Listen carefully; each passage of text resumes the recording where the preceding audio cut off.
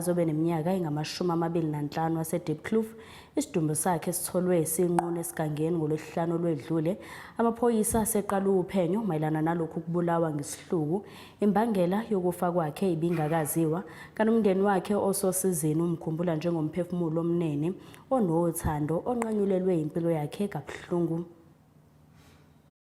Owasetyhini oneminyaka engama-25 uThobeka Mqaza, igama lakhe lingene kuluhlu lwamagama wabasetyhini ababhaqwa belahliwe bebulewe ngokungenalusini.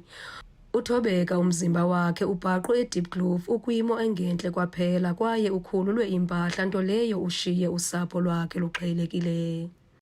Sesabona kwi-WhatsApp yomphakathi ukuthi sekukhona isidumbu somuntu wesifazane esitholakele khona la eDiepkloof eZone 6, and then umama lo ngizwana naye phuma nodadewethu uZanele bagijima bayobheka ngoba udadewethu loshonile ubengekho. Baphuma-ke bayobheka kwatholakala ukuthi udadewethu uThobeka oshonile otholakele eZone 6 ngale etholakala elahliwe kwi-canopy yemoto engaqokile. Kubuhlungu kakhulu futhi kusithusile somndeni. Into manje esesiyidinga siwumndeni ukuthi kutholakale abenzi bobubi kuze nabo bajeze. Sidinga nje ingalo yomthetho ukuthi yenze umsebenzi wayo. Udade wabo uMbali Mqaza umkhumbula ngendlela ebeyiyo njengomntu onothando, uxolo nokuthula, ngoko esithi ukulahlekelwa nguye linxeba elinzulu elingasayi kuphola.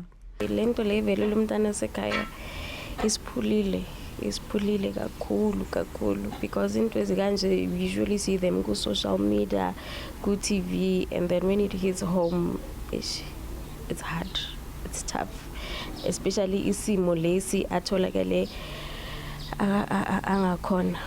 We understand ukuthi azohamba nje umntana esekhaya ezandleni zomunye umuntu ngendlela le ahambe ngayo kubuhlungu, and sing especially ukuthi futhi ushiya abantwana abancane abayi2 emuva.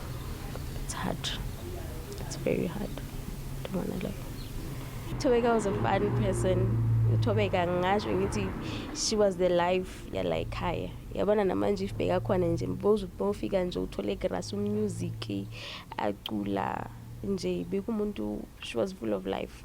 uThobeka uza kubekwa kwikhaya lakhe lokugqibela ngalomgqibelo kumangcwaba ase-Olifantsfontein. Kwiindaba zeSoweto TV, ndinguNomzabalazo Mduka.